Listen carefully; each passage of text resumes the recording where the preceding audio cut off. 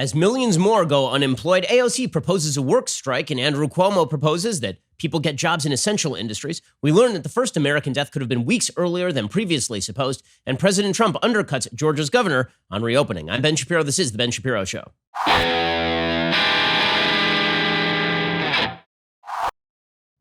Today's show is sponsored by ExpressVPN. Protect your data from prying eyes at expressvpn.com/Ben. That's expressvpn.com/Ben. Now, you may have noticed the economy is a trash heap right now. And you may have also noticed that the government is spending oodles and oodles and oodles of dollars, which means that now would not be a bad time to get into the precious metals market. And the fact is the stock market's going to be up, it's going to be down. But one thing you know is that the government is never going to pay off this debt, which means that having diversified into precious metals probably a pretty smart idea. Would have been smart to do that months ago. Still smart to do it now. You should go talk to my friends over at Birch Gold if you're interested in at least putting some of your money in precious metals to protect against inflation and future risk and uncertainty. Over 22 million people have lost their jobs. We're now up to 26 million people as of today from the economic fallout of coronavirus. We don't know the long-term impact of this many workers being displaced once again. Diversifying into precious metals is not a bad idea. Before May 31st, with a qualifying purchase, Birch Gold will actually give you a free emergency kit too, which is kind of a fun giveaway. The backpack is absolutely loaded with the things you can't buy right now. So safeguard your savings with Birch Gold, and they will help safeguard your family the same way they have mine and so many others. There's no obligation. You have nothing to lose to take that first step. Birch Gold Group has thousands of satisfied customers, countless 5-star reviews, an A+ rating with the Better Business Bureau. Do not wait until the market drops more to protect your hard-earned savings. Get your free emergency kit today. Text my name, Ben, to 474747 and diversify into precious metals today. Again, text Ben to 474747. Text Ben to 474747. Okay, so the continuing debate in American society is what we're going to do to reopen, because the fact is that the economic fallout from coronavirus is absolutely devastating. There's a new report out today. 4.4 million more workers have now filed for unemployment. So we are now up to 27 million workers in the past month and a half, 5 weeks, filing for unemployment. The relentless increase in the jobless has intensified the debate over when to lift restrictions, according to the New York Times. State agencies are scrambling to handle the overwhelming flood of filings, as well as set a set of federal eligibility rules instituted to deal with the crisis. A lot of these offices are understaffed. In a survey the Pew Research Center released on Tuesday, 52% of low-income households below $37,500 a year for a family of 3 said someone in the household had lost a job because of coronavirus, compared with 32% of upper-income families. That's people who earn over $112,600.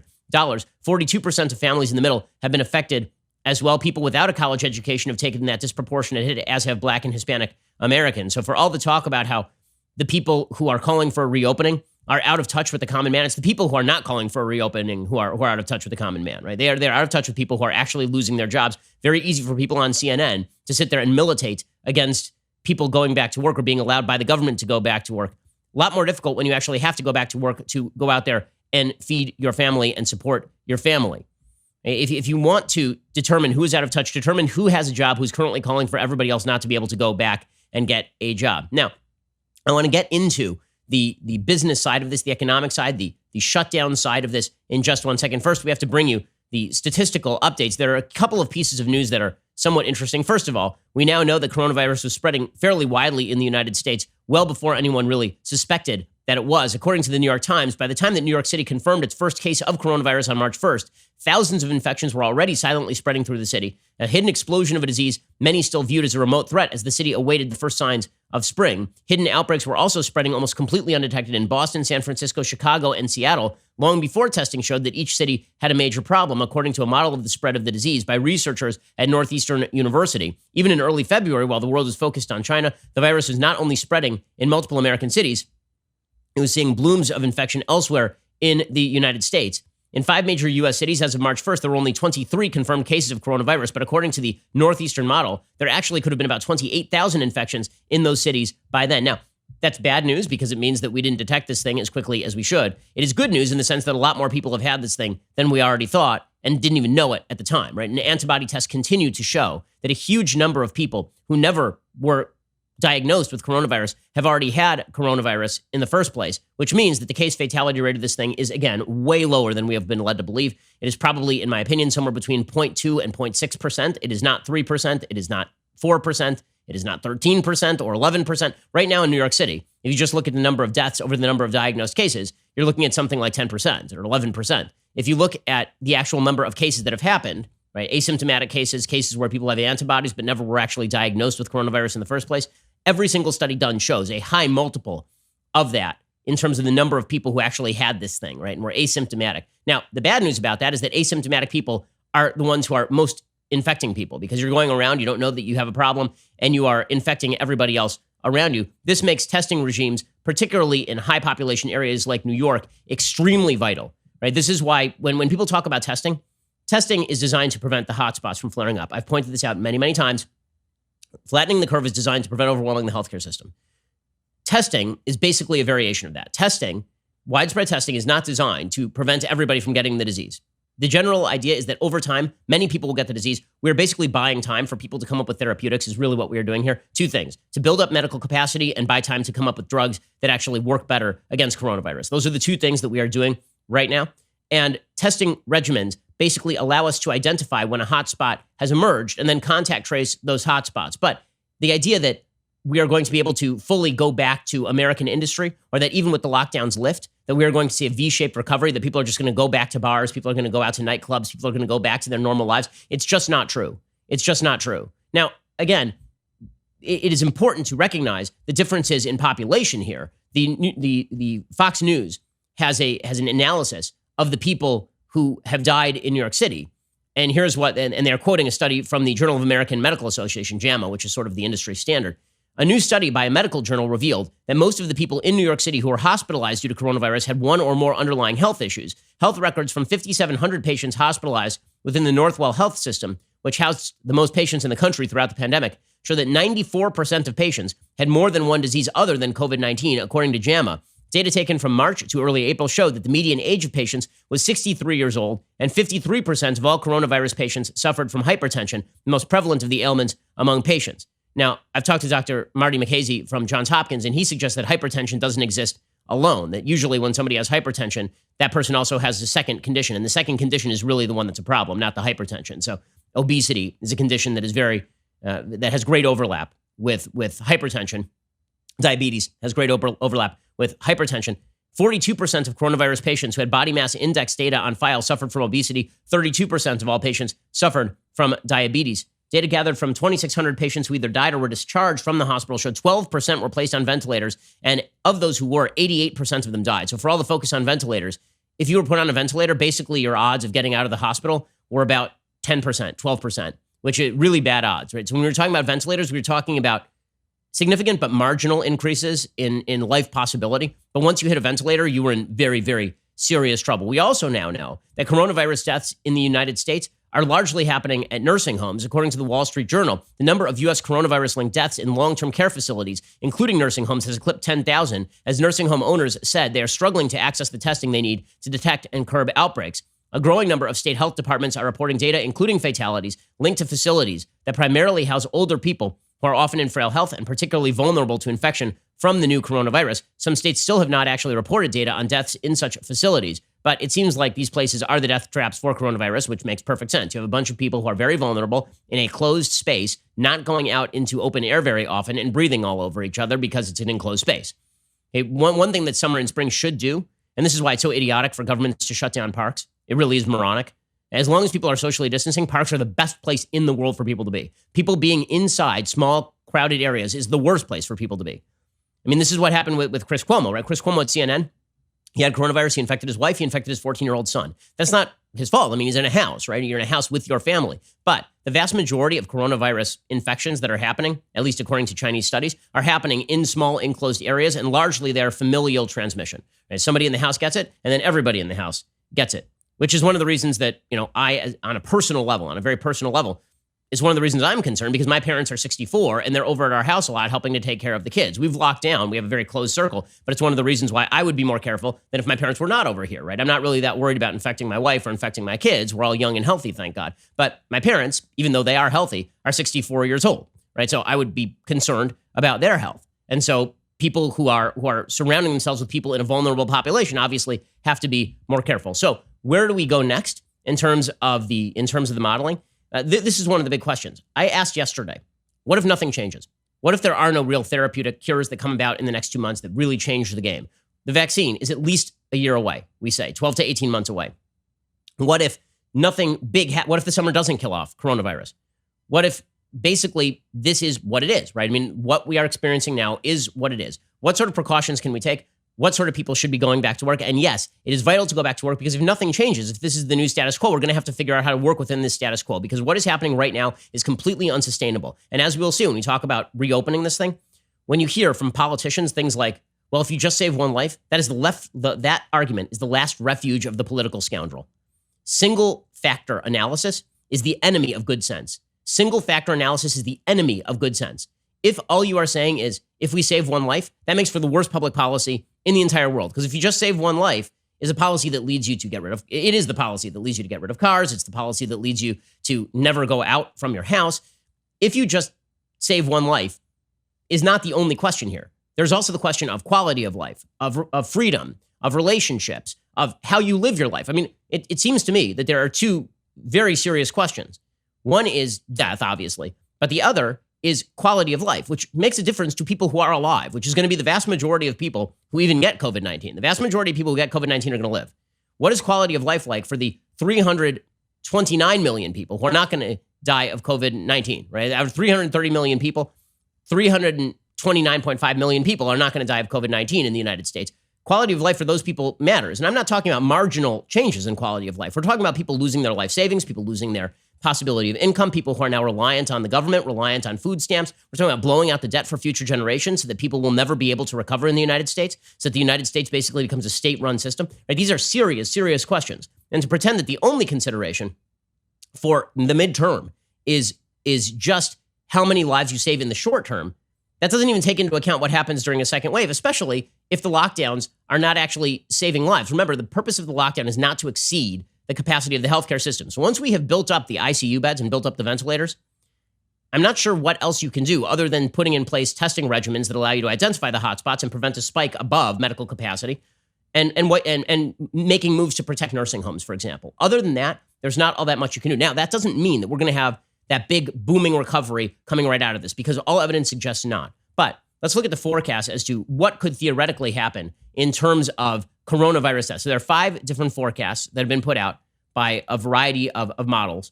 The Imperial College model suggests that we are just basically going to continue to rise, right? The Imperial College model says that we're going to continue to rise in terms of deaths because people are going to leave their houses, people are going to infect each other, and it's going to continue to move through the population and kill people.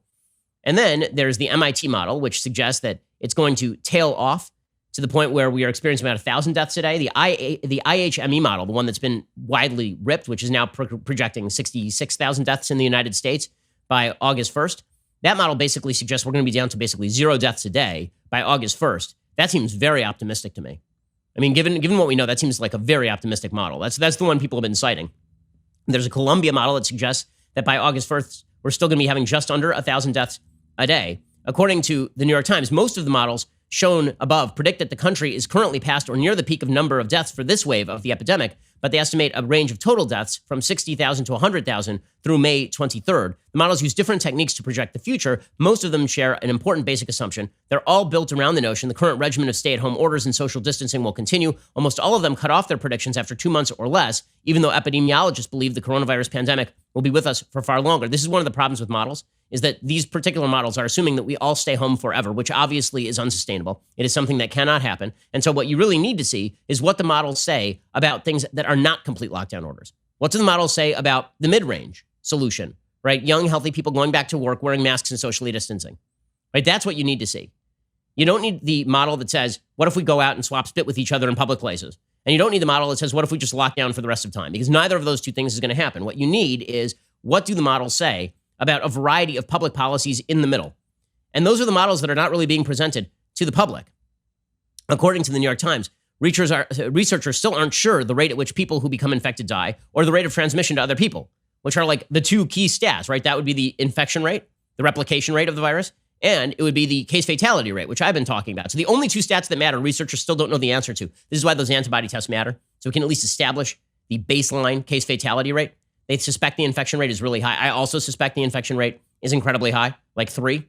So if I were just going to ballpark this thing, best available scenario to me, if there were no lockdowns right now, right? No social distancing, no lockdowns. I think that you'd probably be looking about 500,000 dead over the course of the year. The reason I say that is because you're looking at the flu killing maybe 50,000 people a year.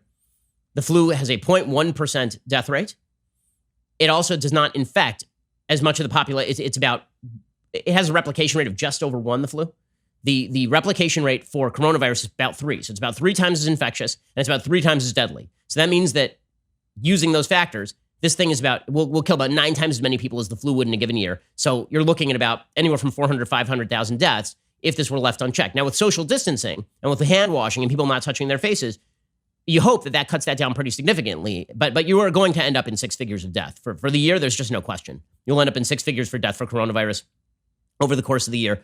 I'd be willing to bet a significant sum of money, considering that we already have almost 50,000 deaths in the United States in the past 5 weeks. I think that you're looking at more than that. Now, that is not looking at that in isolation does not answer the question as to how we go back to work, because again, we do have to go back to work. There are countervailing concerns here, and even keeping people at home indefinitely is not going to kill the virus itself, right? We are going to leave our houses at some point. We cannot live like this forever. Several epidemiologists say it's hard to expect the models to offer precise forecasts at this point because they're relying on uncertain inputs. Again, the Imperial College model was suggesting that we are going to get up to 4,000 deaths a day in the near future, so like 3,500 deaths a day. The Columbia model was suggesting that we were going to get about 2,000 deaths a day. Sorry, that's the IHME model. The Columbia model was suggesting that we were going to get just under 2,000 deaths a day.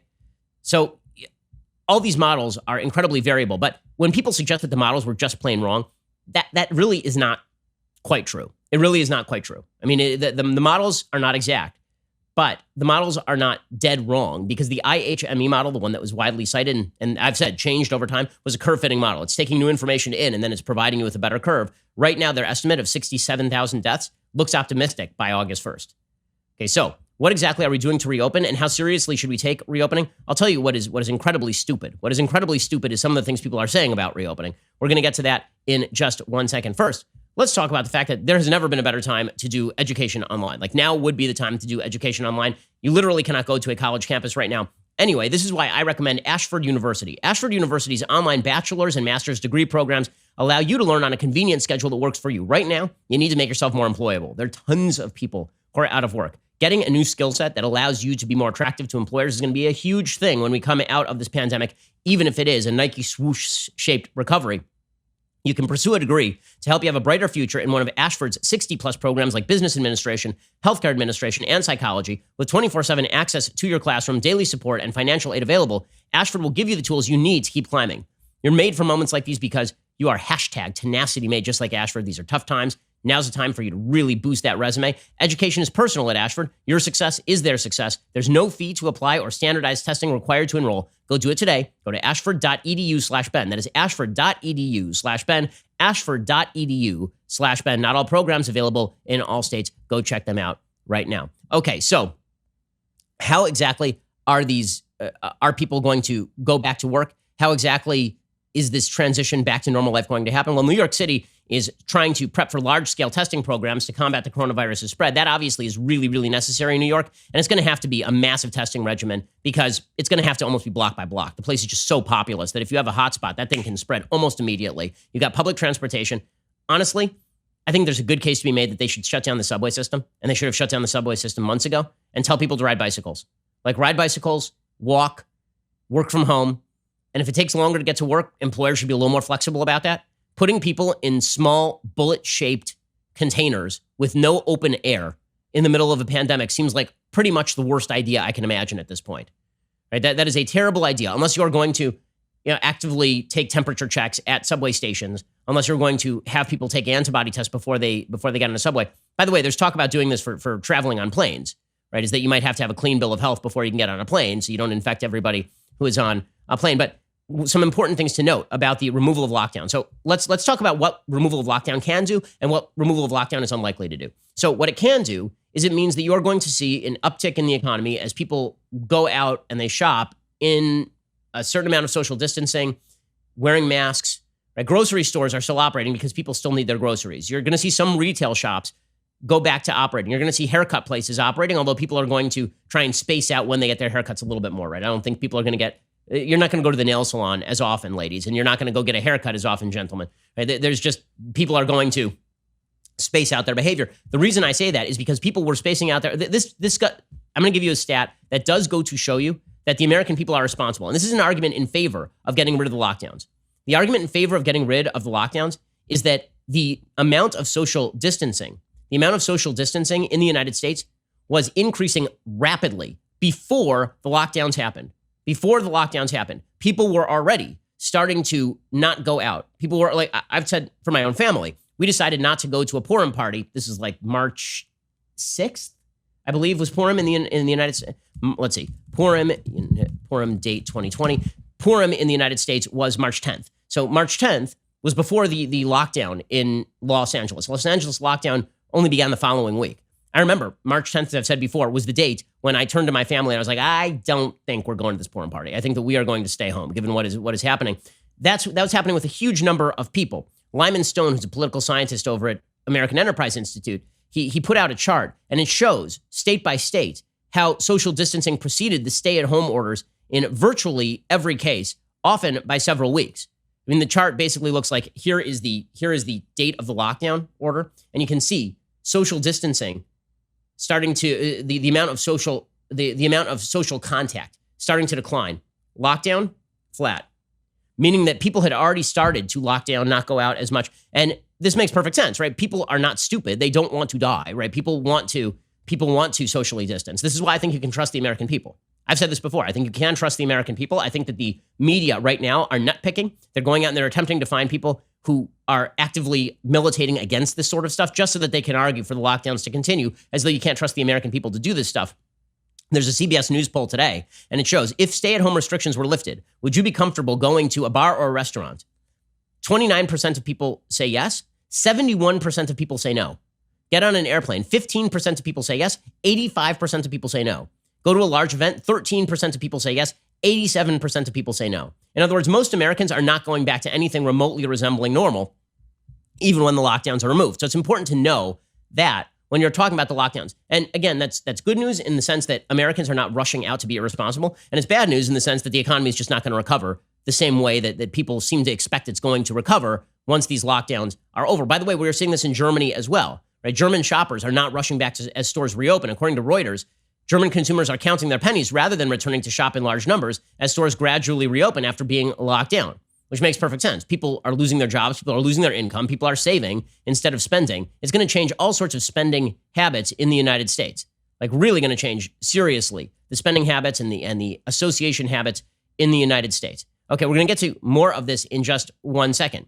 And we're going to talk about how the single factor analysis being used by some people in the media and governors on the left is really, really stupid and backwards and fails to take into account a lot of really important factors. We're going to get to that in just a second. First, let's talk about how important your home is to you, particularly at a time like this. Imagine getting evicted for non-payment of a loan that you never took out. I mean, forget about all of the financial troubles that everybody's experiencing right now. Think of you own your home, you're making your payments, and suddenly you get evicted anyway. That actually happened to Deborah. It's happening everywhere. It's called home title theft. The FBI says it's one of the fastest growing crimes in the country. This is why you should get Home Title Lock.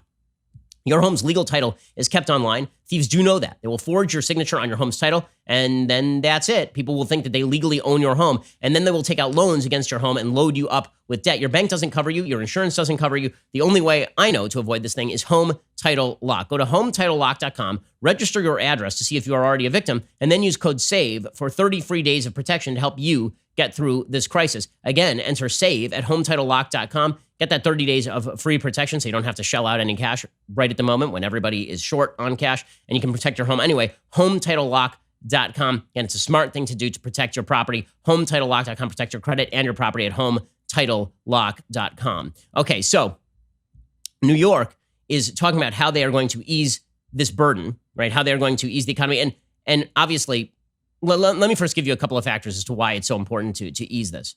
Okay, because what you're about to hear is a bunch of politicians who pretend that the economy is not part of real life, and that people's livelihoods and people's lifestyle and people's happiness is somehow not even a remote consideration here.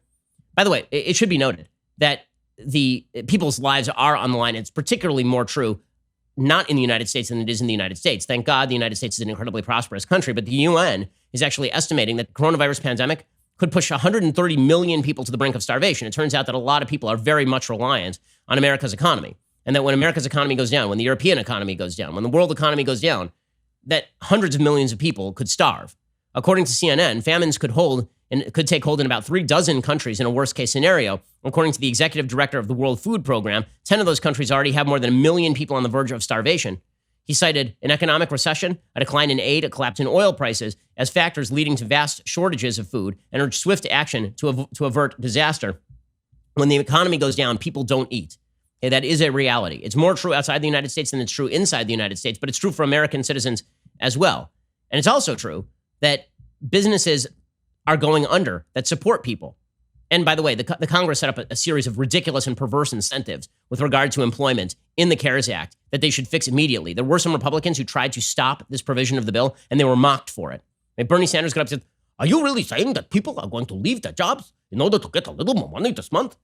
Yeah, yes, because they don't have a guarantee on the other. That's a rational decision. They don't have a guarantee on the other end that they will have a job.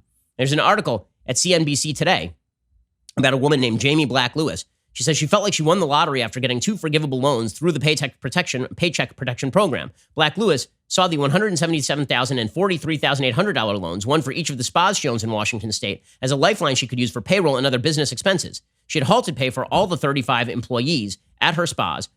When Black Lewis convened a virtual employee meeting to explain her good fortune, she expected jubilation and relief that paychecks would resume in full, even though the staff couldn't work. Instead, people were angry. They were angry because it turns out that if they were considered unemployed, they could get more money than if they stayed employed by her. Okay, you can't set up perverse incentives because incentives matter. To pretend that people don't actually use their brains when it comes to their own economic situation is idiotic. The bulk of funds from these loans have to go toward payroll. Salaries have to remain intact. Employee headcount must not decrease. Businesses have until June 30th to rehire laid off or furloughed workers. Black Lewis was trying to meet the rules, but the anger came from employees who determined they would make more money by collecting unemployment benefits than their normal paycheck. That, of course, is a perverse incentive that's been set up. Meanwhile, small businesses are being destroyed by the fact that everybody is scared to come out of their houses. And it's it has ripple effects through the economy. So even industries that are not being directly hit, like say the construction industry. You're in the construction industry. Well, that has nothing to do with, the restaurant industry or the travel industry or the hotel industry, right? It's just you building a house. The problem is the person who wants you to build the house no longer has the money to pay you to build the house. And so here's a letter that I just got from a man named Justin. He said, "I'm listening now to your show talking about how to help small business survive.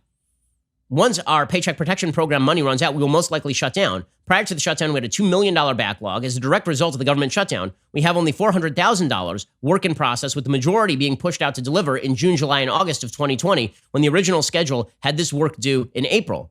We'll probably be here for 8 more weeks due to the Paycheck Protection funding. After that, our revenue stream will be drastically reduced, and we are going to have to shut down." He says, "Our company was founded in 1967 by my grandfather. I'm a third-generation owner. I've been here since 2007, owner since 2014. We won't recover. The almost 50 people we employ will no longer have a job, many of whom have been here for 20-plus years." So are we going to pretend that those stories don't matter, that these people don't matter? The reason I ask that question is because there's been this bizarre notion, really bizarre, that if you want the economy reopened in a responsible fashion, recognizing all of the obstacles here and the failure of easy answers, and recognizing also that the status quo may not become the status quo ante, right? That the new status quo is different than the old status quo. If you say that, then people suggest that you don't care about human life. Andrew Cuomo played this game yesterday, and honestly, what he said is awful. So the governor of New York, who's been widely feted by the media for his brilliant leadership, despite the fact that his state got hit harder than any state in America, and he was late on the ball. Andrew Cuomo yesterday, he was asked about people who want to work. And here was his ridiculous, sneering answer.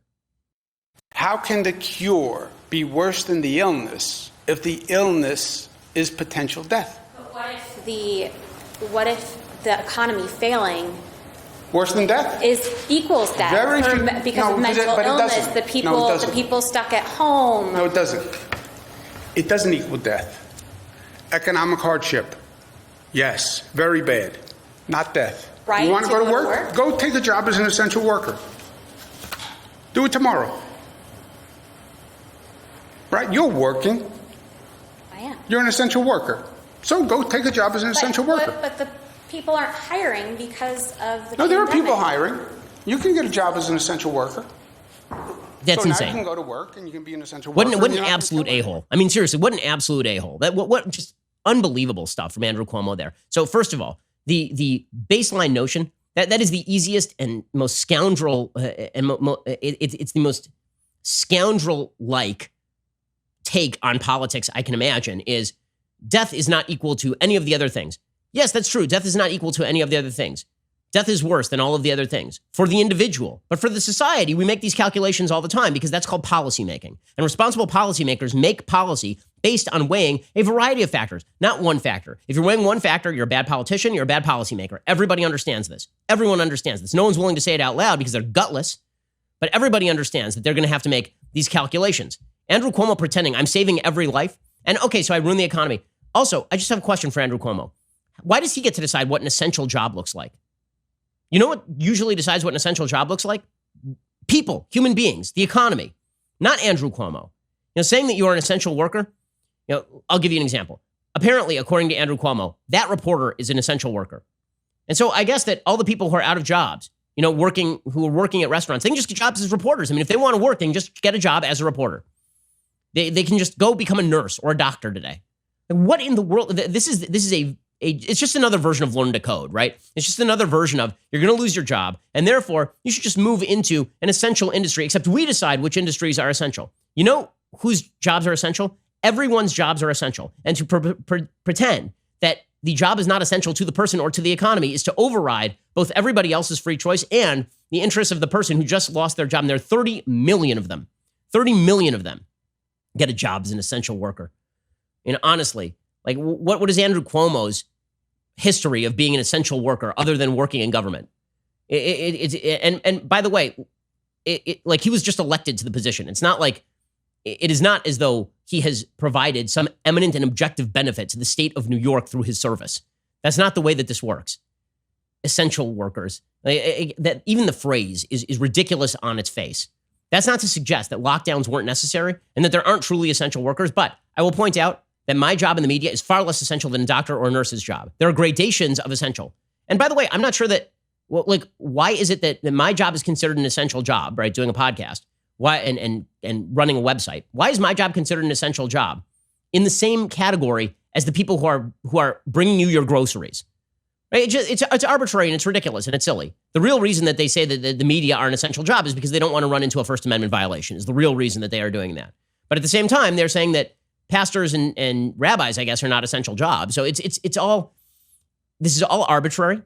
And if it were connected to public health at this point, I'm all in favor of it. But I don't think that it's connected to public health. I think that he is using as an excuse for his bad public policy the if I save even one life routine. Now, he's not even the worst. I mean, first of all, that's an enormous amount of scorn for people who are losing their livelihoods. And you're seeing it in the media, too. The attempt to portray everybody who's protesting in favor of economy reopening and lockdowns being ended by the government, the attempt to portray those people as Nazi flag-waving morons and white supremacists. Huffington Post compared them to the Charlottesville protesters. It's disgusting. Those are normal people who want to go back to work. And you know what? We live in a responsible country. We live in a republic. And we will have restrictions on social distancing. We will have restrictions on wearing masks. Those will continue to be in place. But to pretend that those people's interests don't matter, or that in aggregate, the only interest that matters is a policy that may or may not save lives, because we even don't know whether the lockdowns have saved lives in the first place. I think they probably saved some, at least in the short term. But we don't know, as the lockdowns are relieved, whether there's no counterfactual, right? We don't know what would have happened if we did Y when we did X. There's just no way to tell that. We don't have a multiple universes machine where we can tell what the counterfactual would have been. To pretend that you invariably have the right answer because you have decided that it's important that America be bubble boy and that there are no countervailing interests is just bad public policy making. Speaking of bad public policy making, by the way, just going to point out that AOC continues to just be, I've suggested she has the IQ of a kumquat. I think I'm giving her too much credit. A kumquat does have a form of life. It doesn't have a brain. It doesn't have like a functioning brain stem or anything, but it does have a form of life. It is animate. I am not sure that she has an IQ above that of an inanimate object. I mean, I'm talking about like the IQ of a rock. Now, and a plant doesn't really have a higher IQ than a rock, I suppose, but there's the possibility of some form of life. Like, let me put it this way. There is a vacuum between the ears, like an absolute vacuum. You could create an ion collider in that head because there's nothing happening up there. Here was AOC yesterday explaining that after coronavirus is over and we end the lockdowns, people should protest and not go back to work, which is like the most cruel and stupid thing I've ever heard. Of course, people should go back to work. They should strike. What? So that you can blow out the debt on the basis of future generations and then pay them to not go back to work? Here's AOC being completely insane. I think when we talk about this idea of reopening society, only in America does the president, when the president tweets about liberation, does he mean go back to work? When we, have this discussion about going back or reopening, I think a lot of people should just say, no, we're not going back to that. We're not going back to working 70-hour weeks just so that we could put food on the table and not even feel any sort of semblance of security in our lives. Yeah, homelessness is the solution. Probably dramatic unemployment, refusal to go back to work in a time when there are tens of millions of people who will freely take the job that you once had. Reopening, only in America is it considered reopening to be able to go back to work. Really? It seems like most people want to work. Most people want to work. And by the way, if most people don't want to work, then that gives the lie to the basic idea of universal basic income in the welfare state, which is that if you create a disincentive to work, that people will continue to work. So what she's saying is, of course, full-scale idiocy, and it is scorn for workers. Because the idea is you're a sucker. You're a sucker if you go to work. If you just listen to AOC, she'll pay your salary. Having created 0 jobs her entire life, she's going to pay your salary today. Okay, all of this does not show a great deal of sympathy for workers who actually need to go feed their families. And this is why it's important that we actually take into account all of the costs and benefits of the policies that we are implementing right now. And by the way, even on the life side of the ledger, there's good information that a lot of people are dying because they are not going into ERs, even when they need to go into ERs because they're afraid of coronavirus. So all the heart attacks have basically disappeared, according to physicians across the country. California's hospital EDs are strangely quiet places these days, according to the LA Times, because people who are having strokes and heart attacks simply are not coming in. And they're not coming in because of coronavirus. So a bunch of people are dying because they're not getting their cancer treatments and their heart attack treatments. There are lots of balances to be weighed here. And to pretend that the balance is easy on either side is to be a liar. Okay, we're going to get to more of this in just 1 second. First, there are lots of things in life we look back on and we think, how could I possibly have gotten this one so wrong? Like, for example, hiring Michael Knowles.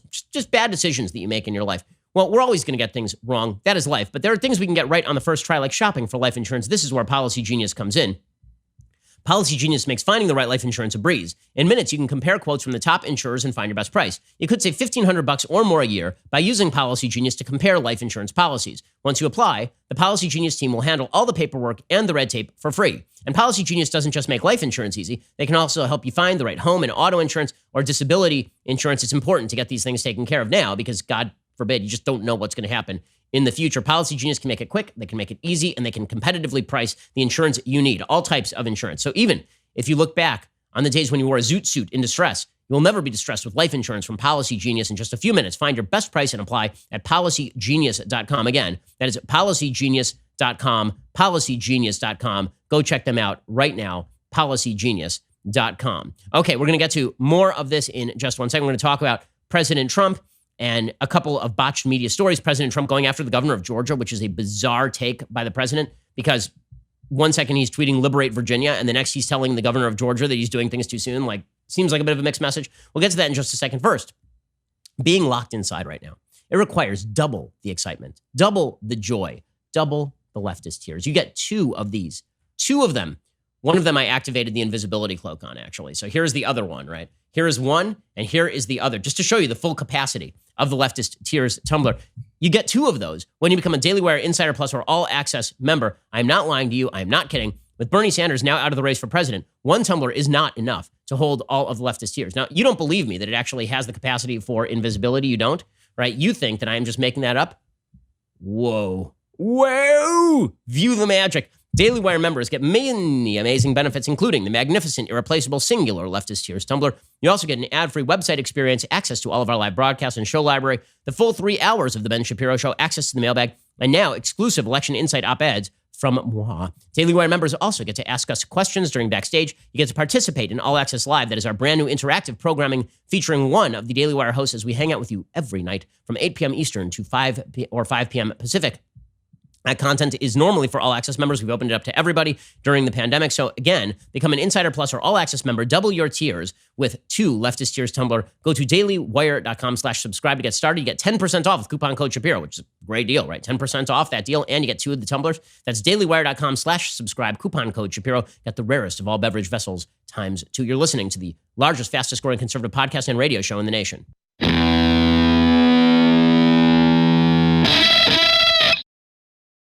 Now, everybody, if they are honest, understands that there are trade-offs to the lockdown policies and that we don't actually know the full consequences of the trade-offs. We know pretty well what the consequences are economically, and that is complete collapse. What we don't know are the consequences in terms of the virus.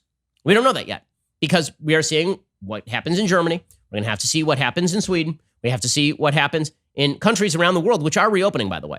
Right? They are reopening in the same way that Georgia is talking about reopening. But if Georgia does it, it's very bad. And if Trump promotes it, it's very bad, apparently. The New York Times is quietly recognizing that, hey, public policy making is trade-offs. Peter Baker, writing for the New York Times, he says, until there's a vaccine or a cure, the macabre truth is that any plan to begin restoring public life invariably means trading away some lives. The question is, how far will leaders go to keep it to a minimum? Some of the more provocative voices on the right say that with tens of millions of Americans out of work and businesses collapsing, some people must be sacrificed for the greater good of restoring the economy quickly. To many, that sounds unthinkable, but less inflammatory experts and policymakers also acknowledge there are enormous costs to keeping so much of the workforce idle, with many of the unemployed struggling to pay for food, shelter, or medical care for other health challenges. So look how the New York Times even phrases that.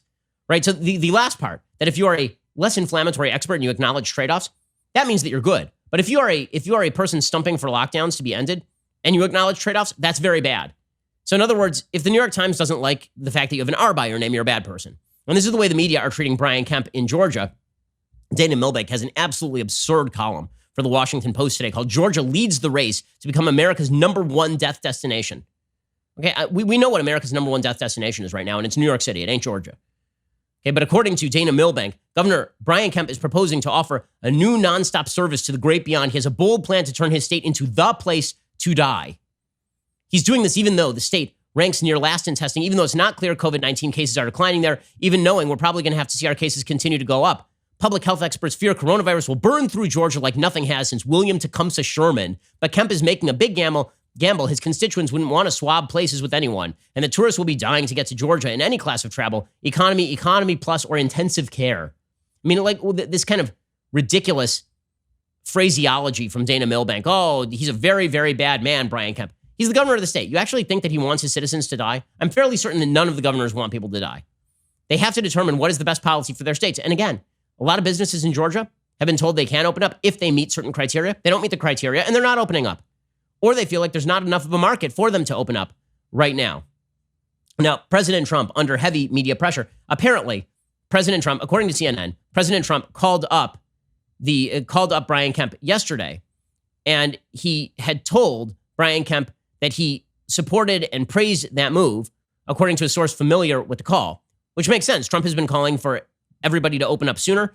The fact is, as I read yesterday from Eric Erickson, that the number of diagnosed cases versus number of tests in Georgia is in fact declining, that outside of Atlanta, which theoretically could be a hotspot, there's a lot of rural Georgia that should be opening. Even treating places across the state as one unified block is really, really silly. But Trump has been very much urging people to end the lockdowns as soon as humanly possible. Well, under pressure, obviously, yesterday, President Trump decided to undercut Kemp and then suggest that he was opening up Georgia too soon, which is a way for Trump to cover his political rear and a move that I think, frankly, is wrong. I mean, if you're going to delegate the power, so here's what he's done in the past couple of weeks. I have national control of this issue. Governors don't have national control. Governors now have national control. Governors now have control over their own states. Stop locking down your states. Also, Brian Kemp, stop doing what you're doing in ending the lockdown. That's a very inconsistent message, obviously. I will note that the media have been similarly inconsistent. They've been yelling, screaming bloody murder at Brian Kemp. Jared Polis, the governor of Colorado, is a Democrat. He also is talking about opening up businesses by May 1st. Zero coverage. None. Nada. Nil. Why? Because he's Jared Polis and he's a Democrat. Anyway, here was President Trump yesterday undercutting Kemp. I told the governor of Georgia, Brian Kemp, that I disagree strongly with his decision to open certain facilities which are in violation of the Phase 1 guidelines for the incredible people of Georgia. They're incredible people. I love those people. They're great. They've been strong, resolute. But At the same time, he must do what he thinks is right. I want him to do what he thinks is right. Okay, but he's now completely covered his ass in case things go wrong in Georgia, right? By saying, well, I told him that if things go bad, it's really on him. Okay, so you can't have it both ways. You can't be like, okay, well, Gretchen Whitmer over in Michigan, open things up right now. And if you keep them closed, then it's on you. And then Brian Kemp, I want you to not open things. Like, some consistency here would be nice. Now, he does have the medium ground, I guess. The White House has the medium ground of being able to say that Georgia doesn't necessarily fit all the criteria that we laid out. But then why is he tweeting about Michigan, which also doesn't fulfill the criteria he laid out? So it's a lot of inconsistent messaging from the White House. The bottom line is this.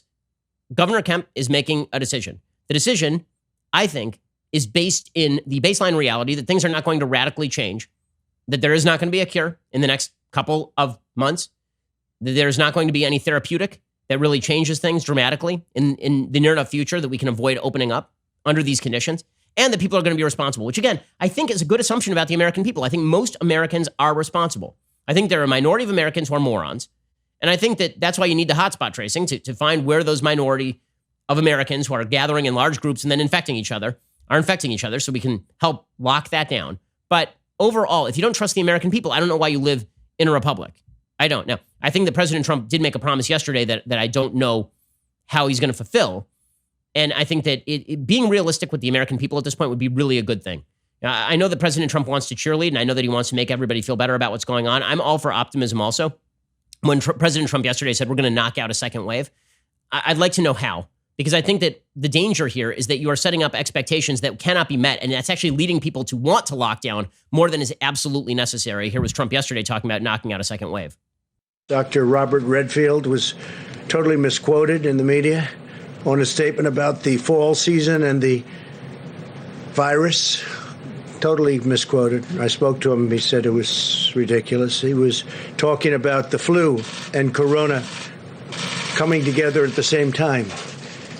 And corona could be just some little flare-ups that we'll take care of. We're going to knock it out. We'll knock it out fast.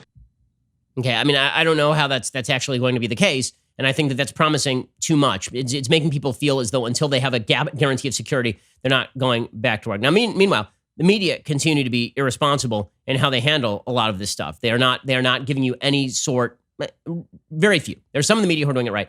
Many in the media are not giving you any sort of real information, and instead they're playing this ridiculous game where they tell you the same way that they accuse Trump of happy talk. They participate in a different type of happy talk, which is if Trump would just provide 1 million tests every moment, then we would all be fine. If Trump just had taken the right actions, this wouldn't be a pandemic. If Governor Cuomo gets what he wants, if Joe Biden is president, then things will be fixed. None of that is true. Okay, let's accept reality for what it is. Let's accept the fact that public policy is trade-offs and that it is a multivariate analysis. And let's accept the fact that we actually don't know what's going to happen when we open things up gradually. But one thing we do know is that the American people are a responsible people. They are. Okay, overall, Americans are not going to rush out and do things that are stupid and endanger other Americans. That is an overall truth. Americans are going to be cautious in this, which is bad for the economy, truthfully, but very good for the balance that has to be struck. I trust Americans, and you should trust Americans too if you live in a free country. Alrighty, time for some things that I like, and then we'll get to some things that I hate. So, things that I like today. So, yesterday, I played a clip of myself. I love me. No, but it was actually just a clip of me playing violin with my dad, playing Ave Maria, the Bach-Gounod arrangement. And my dad actually recorded two pieces together. This one is the Meditation from Thais by Jules Massenet, sort of a classic violin piece. We put this one up on Instagram, I believe. So if you want to check out the full version, you can do that. Here is just a little taste.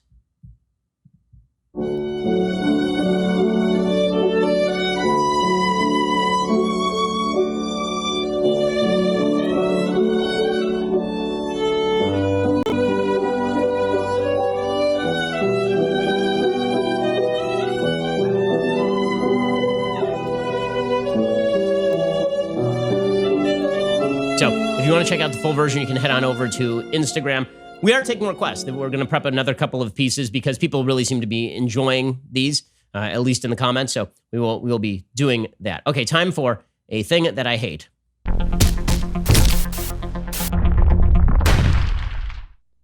So the media are really doing yeoman's work in trying to tear down Trump here. It's pretty impressive. The fact is that that Trump's actions, forget about his words for a second, his actions as the head of the federal government have basically been right.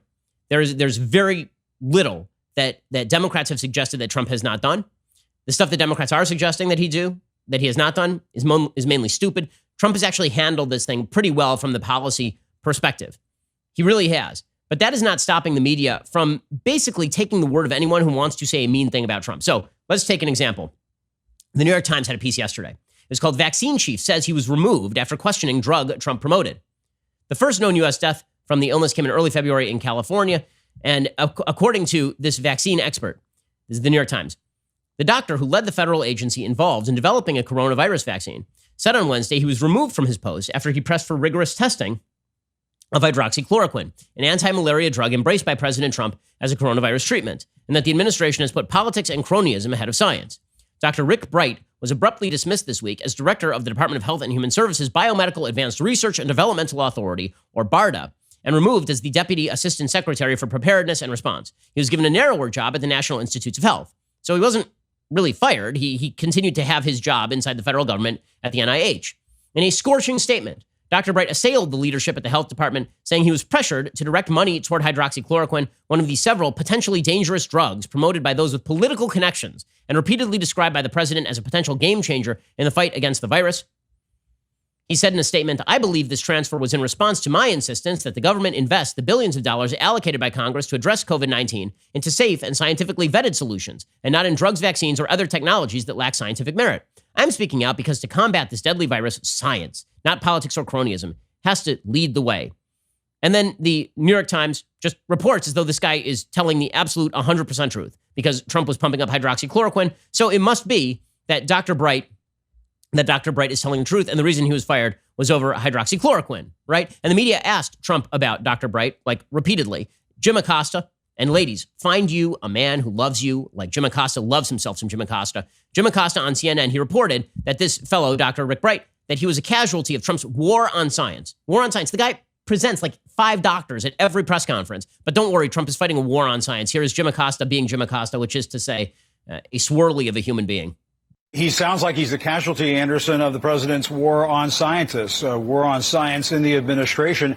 Dr. Bright is going to file a whistleblower complaint. He is protesting his removal from his position, leading that agency that is charged with vaccine development. He was working on a vaccine for the coronavirus when he was abruptly pulled out of his position. He had been clashing with top officials at Health and Human Services. This tendency on the part of the president, other administration officials, to show preference for treatments like hydroxychloroquine when the science is just not even settled on that. And there are studies showing it doesn't work.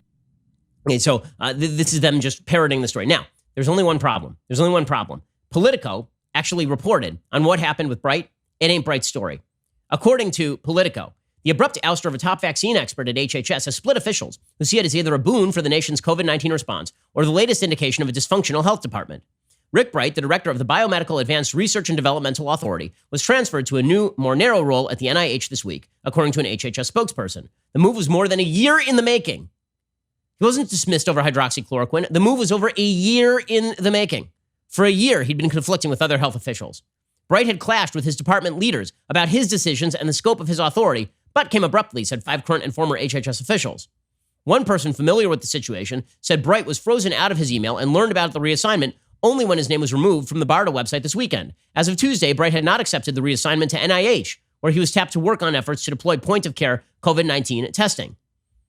Bright told the New York Times in a statement just repeated, just verbatim, by the New York Times, that he was fired over hydroxychloroquine. But an official says if Bright opposed hydroxychloroquine, he certainly didn't make that clear from his emails, quite the opposite. 3 people with knowledge of HHS's recent acquisition of tens of millions of doses of a variety of drugs said Bright had supported the acquisitions in internal communications, with one official saying that Bright praised the move as a win for the health department as part of an email exchange first reported by Reuters last week, although Bright's message was not publicly reported. In a statement late Wednesday, an HHS official directly linked Bright's decision to the health department's acquisition of the malaria drugs. Spokesperson Caitlin Oakley said, as it relates to chloroquine, it was Dr. Bright who requested an emergency use authorization from the FDA for donations of chloroquine that Bayer and Sandoz recently made to the Strategic National Stockpile for use on COVID-19 patients. The EUA is what made the donated product available for use in combating COVID-19. And then Bright didn't respond to multiple requests for comments on Tuesday and Wednesday after the health department fought back against him. Bright said he will ask the HHS's Inspector General to investigate the manner in which the administration has politicized the work and has pressured me and other conscientious scientists to fund companies with political connections that lack scientific merit. So Trump was asked about all this, and Trump, being Trump, proceeded to just slam this guy directly into the ground. Here was Trump slamming this supposed expert vaccine head. Why do you say he has great gifts or gifts? What, do you know him? No, but have you reviewed him? Have you studied him? Have you reported on him? You said his gifts. I mean, his entire career. Well, that doesn't mean you have gifts. I know a lot of people, they play baseball, but they can't hit 150 in the major leagues. Well, he talked about the flu vaccine last year. No, but you talk about his great gifts. I mean, okay, Trump, ripping into the guy personally. If you don't know the story, then don't say you know the story. He should say this is an internal HHS matter. But then he should refer it over to Azar or the secretary to explain that this guy basically, it appears he lied to the New York Times, right? That's what it looks like. It looks like he went to the New York Times and said, I was fired for political reasons because I opposed the president's favorite cure, this hydroxychloroquine thing. And then that wasn't why he was fired. He was in conflict with people for a year. And then anytime somebody just gives a statement to the New York Times saying that the real reason I was fired is because Trump is a nefarious bad man, then it's apparently totally, we take them at their face value. It's absurd. I mean, the media do such a crappy job. It's truly incredible. It's truly incredible. So, when we look at the media's coverage of this thing and then we look at Trump's approval rating, recognize that part of that is because Trump says things. A large part of that is not because of Trump. A large part of that is because the media spend every waking minute attempting to demonstrate to the American public that Trump is corrupt and evil. The reality is that they are willing to stretch anything into a story that paints Trump this way. And it really is awful. It really is awful. Judge Trump on the merits of his actual response. Don't judge him based on the false reports being made by the media. Alrighty, we'll be back a little bit later to have 2 additional hours of content. Otherwise, we'll see you here tomorrow. I'm Ben Shapiro. This is The Ben Shapiro Show. The Ben Shapiro Show is produced by Colton Haas, directed by Mike Joyner, executive producer Jeremy Boring, supervising producer Mathis Glover and Robert Sterling, assistant director Pavel Wydowski, technical producer Austin Stevens, playback and media operated by Nick Sheehan, associate producer Katie Swinnerton, edited by Adam Sayevitz. Audio is mixed by Mike Coromina. Hair and makeup is by Nika Geneva. The Ben Shapiro Show is a Daily Wire production. Copyright Daily Wire 2020. The UN is predicting 130 million people around the world might die, not because of coronavirus, but because of the economic shutdowns associated with coronavirus. Is it still all worth it to save just one life, Governor Cuomo? The new numbers expose a fundamental moral error on the left that's been around a lot longer than coronavirus. Then, failed Georgia gubernatorial candidate Stacey Abrams begins to openly campaign to be Joe Biden's running mate. Alec Baldwin inadvertently reveals some spiritual truths about quarantine. And finally, the mailbag. Check it out on The Michael Knowles Show.